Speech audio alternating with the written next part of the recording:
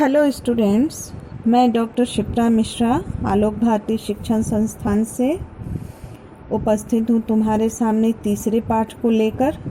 और पाठ का शीर्षक है ग्राम गीत का मर्म। ग्राम गीत का मर्म पाठ के निबंधकार हैं लक्ष्मी नारायण सुधांशु। और लक्ष्मी नारायण सुधांशु का जन्म हमारे बिहार प्रांत में ही हुआ था। इनका साहित्यिक जीवन एक कथाकार के रूप में ही आरंभ हुआ था, लेकिन कथाकार के रूप में इनका कोई विशेष स्थान नहीं बन पाया। हम साहित्य क्षेत्र में इन्हें एक समीक्षक के रूप में, आलोचक के रूप में जानते हैं और इसी रूप में इन्होंने अपनी ख्याति पाई थी। पाठ में उन्होंने ग्राम गीत के उद्भव अर्थात गांव के गीतों का, जो लोक गीत होते हैं जिनके बारे में हम लोग वर्णिका में भी पढ़े थे, उन ग्राम गीतों का उद्भव कैसे हुआ, कैसे उनका जन्म हुआ, क्या विस्तार हुआ, उनकी प्रकृति क्या थी। क्योंकि आज हम लोग जो कला गीत के रूप में जिसे हम संज्ञा देते हैं, जिसे पहचान देते हैं, उन कला गीतों का प्रारंभिक रूप ग्राम गीत ही है। तो इसलिए ग्राम गीत से उत्तरोत्तर विकास होता गया और वह कला गीत में परिवर्तित होता गया। लेकिन कला गीत को तो याद रखते हैं, लेकिन उस ग्राम गीत को महत्व नहीं देते हैं। वह धीरे धीरे लुप्त होती जा रही है, जो कि आज के साहित्य के विस्तार का यह कला गीत के रूप में जो आगे बढ़ा और इसकी ख्याति मिली, इस ख्याति के पीछे ग्राम गीत का बहुत बड़ा योगदान है। तो सबसे बड़ी बात है कि किसी भी देश का साहित्य वहाँ की दंत कथाओं से बनता है, ग्रामीण गीतों से बनता है, और वही धीरे धीरे उत्तरोत्तर कला गीत में परिवर्तित होता जाता है।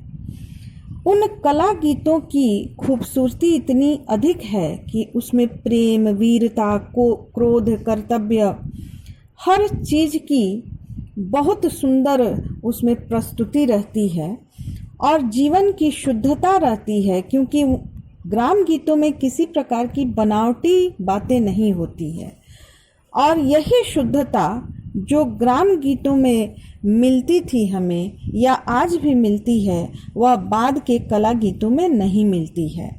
तो एक तरह से जीवन का जो आरंभ शिशु काल है, शैशव है, उसी तरह कला गीतों का भी जो प्रारंभ हुआ था वह ग्राम गीतों से ही हुआ था। और ग्राम गीत कैसे? चक्की पीसते समय, धान कूटते समय, चरखा काटते समय अपने शरीर श्रम को हल्का करने के लिए स्त्रियां गीत गाती थीं। और उस समय उन ग्राम गीतों का उद्देश्य रहता था कि जो कठिन परिश्रम वे करती थीं, उस थकान को कम करके एक मनोरंजन की तरफ उनका ध्यान मोड़ा जा सके। इसके लिए ग्राम गीतों का जो उसकी उद्भव, उसका जन्म जो हुआ, वह लोगों के मनोरंजन गीत के रूप में ही हुआ। और बहुत सारे भाव गीत भी, जैसे हम लोगों ने लोकगीत में पढ़ा, लोकगीत जो वर्णिका में हमने पढ़ा कि संस्कार गीत, ऋतु गीत, पर्व गीत, श्रम गीत, गाथा गीत, तो इनमें जन्म, मुंडन, यज्ञोपवीत, विवाह, पर्व, त्योहार के अवसर पर जो गीत गाए जाते हैं, ये सब ग्राम गीतों के अंतर्गत ही आते थे। उन गीतों का मुख्य विषय पारिवारिक जीवन ही होता था। पारिवारिक संबंधों का, एक दूसरे से स्नेह, प्रेम, विवाह, पतोह, सास ससुर का बर्ताव, माँ भाई बहन का स्नेह, ये सारे ग्राम गीतों के आधार रहते थे। हालांकि स्त्री प्रकृति के ये सारे गीत थे, लेकिन कुछ गीत पुरुषों के द्वारा भी गाए गए, जैसे हल जोतते समय, नाव खेते समय, पालकी ढोते समय, या ये जो बहुत तरह के पुरुष प्रधान जो कार्य होते थे, उनमें पुरुषों की ही प्रधानता रही थी। लेकिन सब मिलाकर ग्राम गीतों की प्रकृति हमेशा स्त्रैण रही है। वह हमेशा स्त्रियों से संबंधित ही रही है। स्त्रियों ने जहाँ कोमल भाव से अपनी अभिव्यक्ति दी, पुरुषों ने उसके स्थान पर प्रेम या युद्ध या बहुत तरह का पौरुष से भरे हुए शब्द या गीत उसमें पाए जाते हैं ग्राम गीतों में। ग्राम गीत हृदय की वाणी है, वह हृदय से निकलती है और लोगों के मन को छूती है, जन जन को छूती है। वह मस्तिष्क से गाया हुआ गीत नहीं होता है। और उन ग्राम गीतों को कला गीत के रूप में परिवर्तित होते होते एक लंबा समय लगा और धीरे धीरे कला गीत अपनी अलग पहचान बनाते चला गया और पुराने ग्राम गीत उससे पीछे छूटते गए। वह ग्राम गीत अत्यधिक सुसंस्कृत परिष्कृत होने के बाद कला गीत में परिवर्तित हुआ, लेकिन ग्राम गीत में जो रचना की प्रकृति स्त्रैण थी, कला गीतों में आकर वह पौरुषपूर्ण हो गई। राजा रानी, राजकुमार या राजकुमारी या ऐसे ही समाज के विशिष्ट वर्ग के नायक को लेकर कला गीत की रचनाएं होने लगी, जिसमें एक विशेष पुरुष को ही नायक बनाया जाता था, जो दक्ष होता था, तेजस्वी होता था, जो वीर होता था, जो जन जन के मस्तिष्क पर अपना प्रभाव छोड़ सके। ऐसी स्थिति कला गीतों में थी। लेकिन ग्राम गीतों की प्रवृत्ति अपने आप में बहुत अलग थी, अनूठी थी, क्योंकि ग्राम गीत में एक दुखी भिखारिन भी जो है, उसकी भावना एक महारानी को भी मात दे सकती थी, क्योंकि वह भाव प्रधान होती थी। ग्राम गीतों में दशरथ, राम, कौशल्या, सीता, लक्ष्मण, कृष्ण, यशोदा, ये सारे नाम जो जन जन में बहुत प्रचलित थे, इनसे संबंधित जो गीत गाए गए और उन गीतों को गाने वाले जो लोग एक तरह से उस समय निरक्षर थे, अशिक्षित थे, लेकिन उनकी भावनाएं इतनी प्रबल थी जिसका मुकाबला कला गीत के बड़े बड़े कवि और साहित्यकार भी नहीं कर सकते हैं। उस ग्राम गीत में एक दरिद्र गृहिणी भी घर के लिए थोड़ा सा अन्न साफ करती है, फटकती है, तो उसकी कल्पना होती है कि वह सोने के सूप से ही उसे साफ करती है। कहने का मतलब है कि गांव के लोग अत्यंत सीधे साधे, सरल और अभावग्रस्त थे, लेकिन उन लोगों के दरिद्रता में भी संपत्तिशाली होने की एक महान कल्पना थी, जो कि कला गीतों में नहीं थी। और कला गीत चाहे वह बहुत महत्व प्राप्त कर लिए हों या नहीं किए हों, लेकिन उनका जो मेरुदंड है वह ग्राम गीत ही है।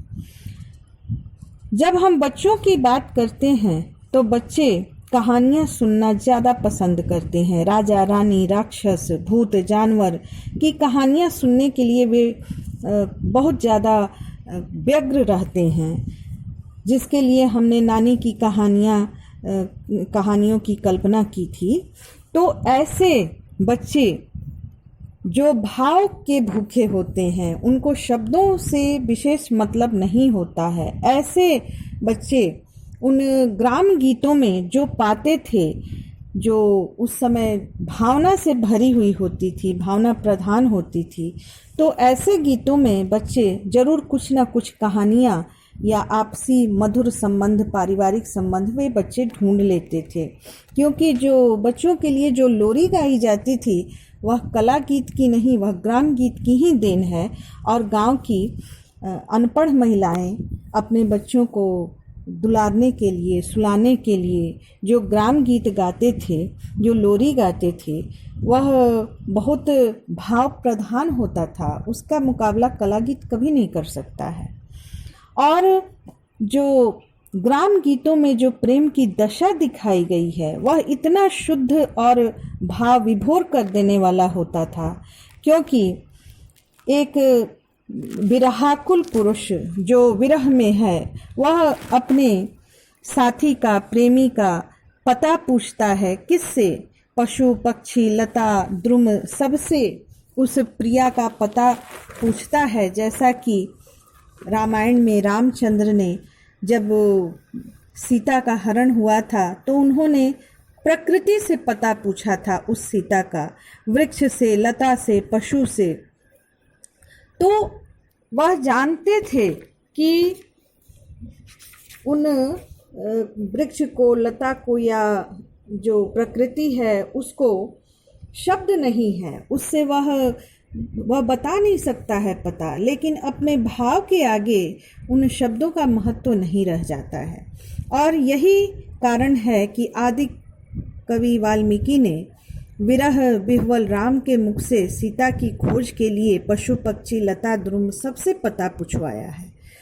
यहाँ तक कि सीता के अनुसंधान के लिए हनुमान को दूत बनाकर तैयार किया है। और मेघदूत, पवन दूत, हंस दूत, भ्रमर दूत, इन सब से हमारे शास्त्र भरे हुए हैं। मेघदूत से भी संदेश भेजा गया है, पवन से भी संदेश भेजा गया है। तो उस पवन में या मेघ के पास शब्द नहीं है, लेकिन भावनाओं का इतना असीमित भंडार है कि उससे हम अपना दुख सुख बांटने के लिए, साझा करने के लिए तत्पर रहते हैं। तो इस तरह यह ग्राम गीत का एक बहुत बड़ा पहलू है कि वह भाव प्रधान होता है। कला गीतों में अगर पशु पक्षी लता द्रुम से प्रश्न पूछे भी गए हैं तो उनका उत्तर नहीं मिलता है, लेकिन विरही यक्ष का मेघदूत मौन है, लेकिन ग्राम गीत का जो दूत है वह मौन नहीं रहा है।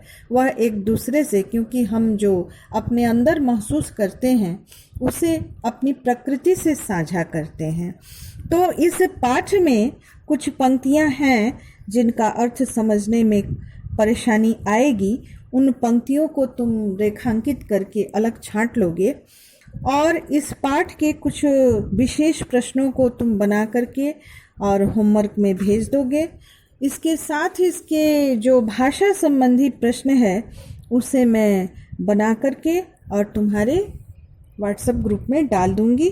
ठीक है, होमवर्क भेज दोगे तुम लोग बना के? ठीक है बच्चों, धन्यवाद।